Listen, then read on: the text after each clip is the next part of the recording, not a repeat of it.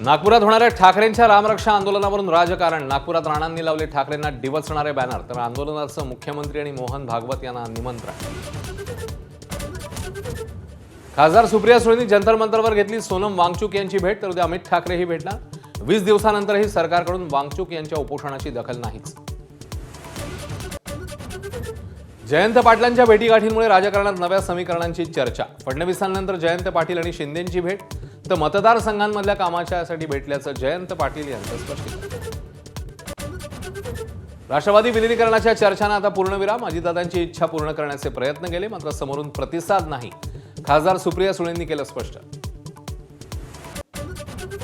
एसटीच्या भाड्यामध्ये जवळपास 14% वाढ. मध्यरात्रीपासून दरवाढ लागू. वाढत्या डिझेल किमती, कर्मचारी भत्ते आणि महागाईच्या पार्श्वभूमीवर निर्णय, तर 10% हंगामी भाडेवाढ रद्द.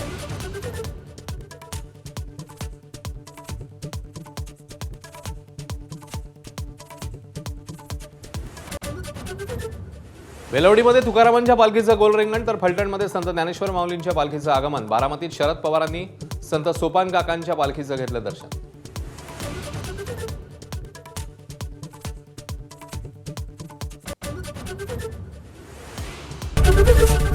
एबीपी माझा, उघडा डोळे बघा नीट.